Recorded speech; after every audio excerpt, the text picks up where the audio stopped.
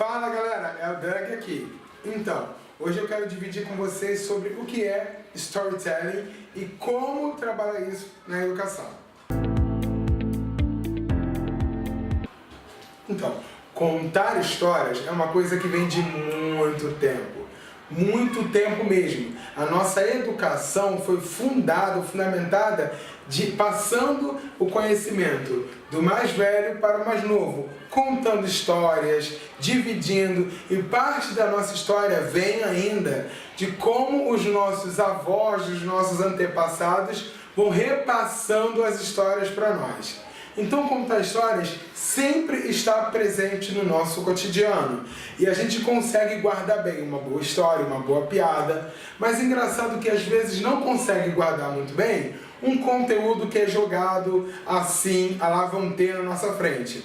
Eu, por exemplo, não sou o melhor aluno de história. Tenho até um pouco de medo dessa disciplina, porque eu tenho dificuldade em decorar alguns conteúdos ou algumas datas. Porém, eu consigo decorar muito bem boas histórias, como os clássicos Três Porquinhos, Chapeuzinho Vermelho, e essas histórias aí que a gente vai ouvindo, e uns livros bem lidos que nós temos nesses dias. Então essas histórias vão nos marcando. Então, storytelling é, na verdade, estruturar a nossa maneira de ensinar como é contada uma história.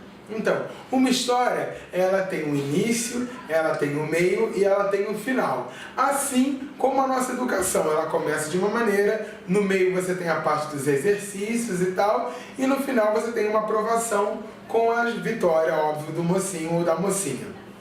Então, o storytelling, ele nos facilita para que os nossos alunos consigam absorver as competências, conteúdos, habilidades e atitudes necessárias no momento da educação. Posso te dar um exemplo?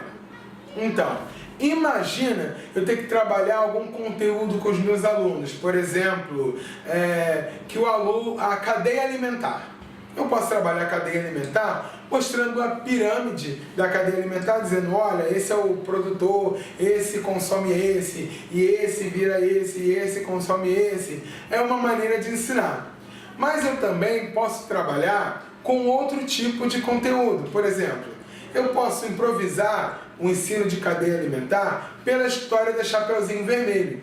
Como assim? Bom, o lobo, que ele só é mau para quem acha que ele é mau, ele é uma pessoa faminta que precisa se alimentar de alguém. E ele pode ter olhado para o Chapeuzinho e ficou com pena de comer aquela criança que estava no começo da vida e não tinha aproveitado nada. Ficou com medo de comer a mãe da Chapeuzinho porque ele ia deixar a menina órfã e aí não teria ninguém para cuidar dela. Mas aí ele olhou para a vovó, que já estava bem vivida, já tinha passado por muitas experiências na vida e decidiu se alimentar da vovó porque a vovó realmente influenciaria menos na história, deixaria a história um pouco menos triste. E foi ali para que a vovó sofresse o mínimo possível e engoliu a vovó com uma bocanhada só. Pois bem, logo depois vem um caçador e mata o lobo e tira a vovó intacta de dentro da barriga. Resumi a história da Chapeuzinho em muito pouco tempo, né? Pois bem, então eu posso dizer isso para vocês, contar a história da Chapeuzinho normal, ou eu posso contar essa história para dizer o seguinte, o lobo é um animal carnívoro e ele precisa se alimentar. E isso faz parte da cadeia alimentar do lobo. E o lobo, por ser carnívoro, ele pode sim se alimentar de pessoas. E esse lobo decidiu se alimentar da vovó. E aí as histórias podem dizer que ele comeu a vovó, e queria comer a Chapeuzinho, queria comer a mamãe, queria comer o caçador, queria comer qualquer pessoa. Bom, cada um conta a história da maneira que acha melhor. Eu acho que o lobo estava só obedecendo a cadeia alimentar.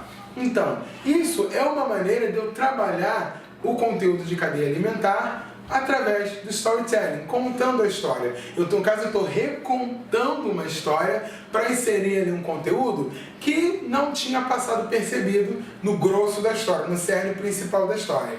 Cadeia alimentar é um conteúdo que a gente trabalha com os nossos alunos. E por que não trabalhar esse conteúdo através da contação de uma história?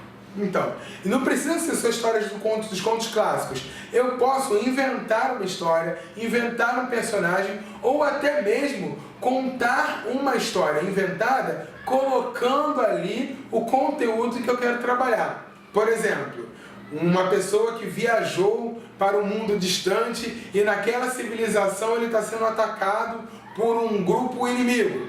E esse grupo inimigo deixou escapar que eles só poderiam ser derrotados por uma substância que fosse composta por 2 moléculas de hidrogênio e uma de oxigênio. E perguntar para os nossos alunos, qual é a substância que ele pode usar para derrotar esses inimigos? Você já sabe a resposta? Eu também.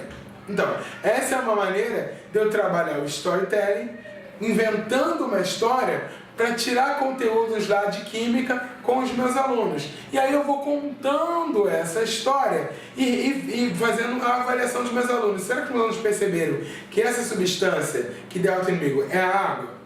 Não sei. Bom, em todo caso, storytelling é se fazer bom uso de como é contada uma história para que isso seja feito.